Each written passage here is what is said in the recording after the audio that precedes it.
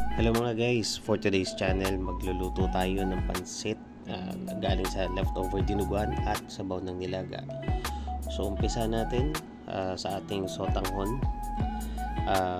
Binabad ko muna siya sa ating warm water para mas madali na siyang palambot mamaya.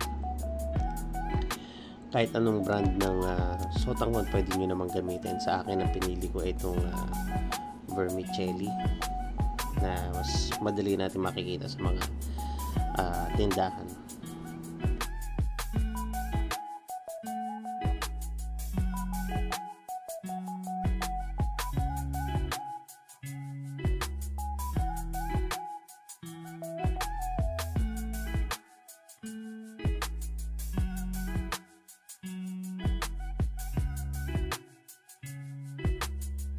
At ayun, once na malagay mo na lahat ng mga noodles natin, make sure mo lang na maibabad mo or mailubog mo lahat ng mga noodles kasi para equal yung ating pagpapalambot. Yan, medyo masikip nga lang yung ating lagayan. Medyo maliit yung nakakuha ko guys, pero okay na rin naman siguro yung kahit paano. So ito, umpisa na tayo ng pagluluto natin. So nagpa-init ako ng wok, and from there once na medyo matuyo na siya, diretso ilagay mo na yung ating sabaw ng nilaga. Mapapansin nyo ay maputi-puti pa kasi nga galing ref ito, dahil nga ito yung ating leftover dinuguan from natin sa nakarang ulam natin kahapon, para iwas sayang guys, diba? Yan din kasi ang isa sa mga rule ko parang nangihinayang tayo ako na may nasasayang tayong pagkain sa araw-araw. At ayan na nga, so kung mapapansin nyo, medyo natunaw na yung ating sebo ng ating nilaga. At once na medyo makita mo na na yung texture niya, ayan, sinalan na lang natin, para hindi natin isasama syempre yung mga, kasi may mga natira pa yung mga gulay from sa nilaga natin, like patatas, pechay bagyo. Hindi na natin isasama yan, talagang ang kukunin na lang natin is yung sabaw.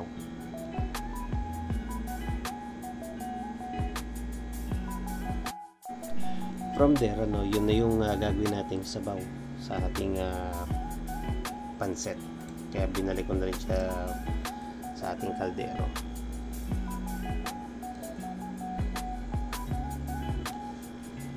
I mean sa wok pala, sorry.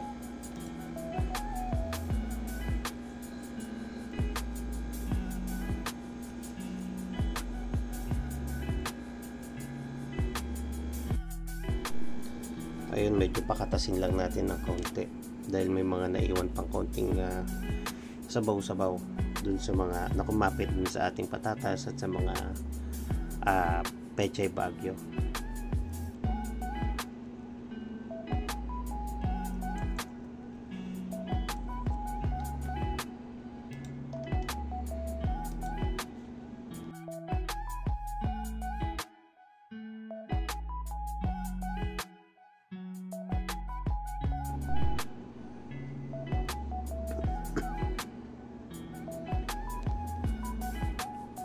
Pakukuloyin lang muna natin siya ng kaunti,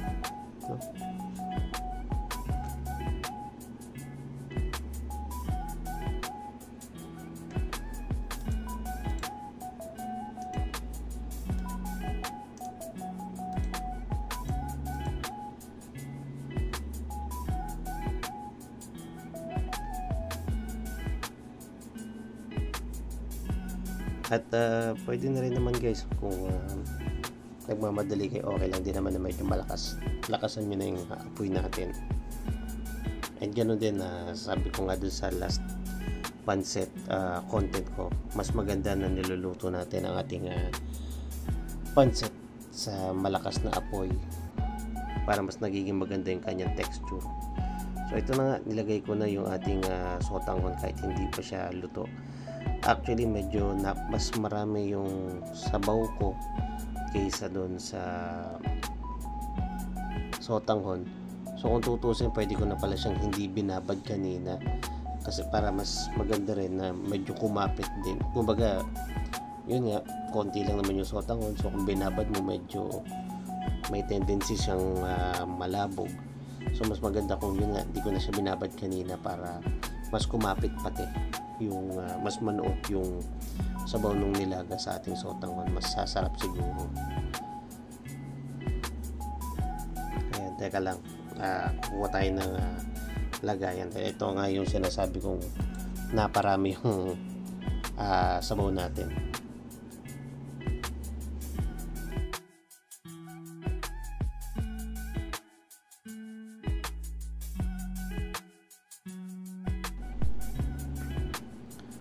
Ayun na nga, kumuha ko ng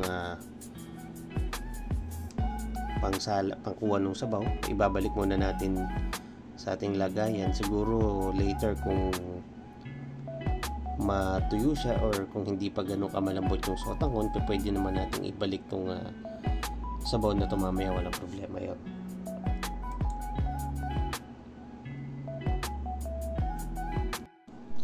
At habang pinalalambot na rin natin yung ating sotanghon, ayan, isama na rin natin yung ating dinugaan. So hindi naman din halata guys na galing ref yung ating dinugaan dahil buong buo pa siyang nahulog sa ating sotanghon. Again, okay lang din yan kasi nga dyan na natin siya palalambutin, hayaan na natin siyang matunaw doon at maghalo yung flavor ng ating dinuguan at pansit. Actually nakuha ko tong idea na to sa content ni Ninong Rai. Again, shout out Ninong. At nung tinry namin to, masarap pala nga. Just to give you an idea kung ano yung lasa niya, para siyang may similarity yung lasa niya sa Bok Choy Tagalog na medyo naging pansit version. So medyo konting halo-halo lang hanggang sa pwede mo rin naman tong gawin kung halimbawa wala kang nilaga, kahit tubig lang, tapos pwede kang lagyan mo na lang ng chicken o pork cubes kung ano sa preferred mong panlasa. At ayan na nga, diba sabi ko kanina medyo matigas pa, kaya pwede naman natin binalik yung mga ibang sabaw. So yun lang, halo-halo mo lang siya ng konti.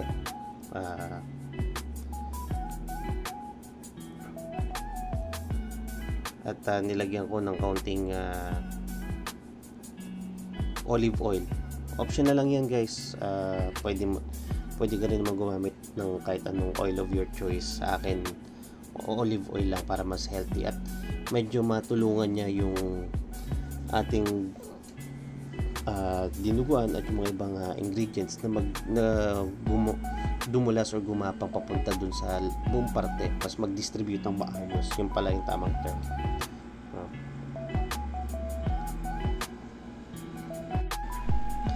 So siguro konting adjust na lang tayo sa ating panlasa. Ito, optional lang din, naglagay akong chicken powder or any seasoning of your choice.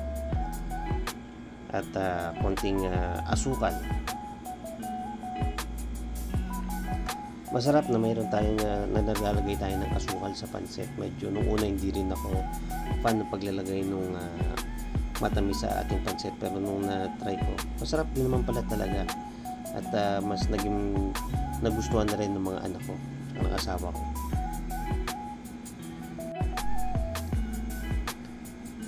Ayan, medyo tingnan natin yung texture ng noodles. Okay na. At ready to serve. Patayin na natin yung ating kalan. At wait lang guys, andad na bang hanap ako ng paglalagyan eh.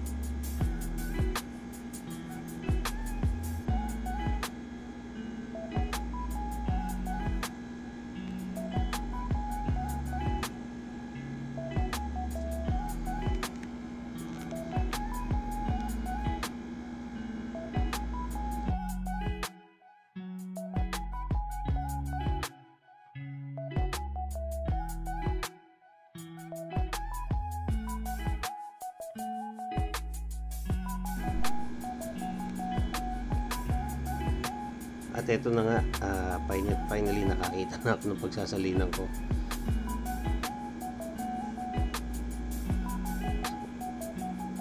So, pasensya na guys, hindi ako ganun kagaling sa presentation dahil ako'y isang hamak na ano lang naman, padre de pamilya, at hindi ako talagang chef na magaling sa pagde-decorate or sa mga presentation ng pagkain.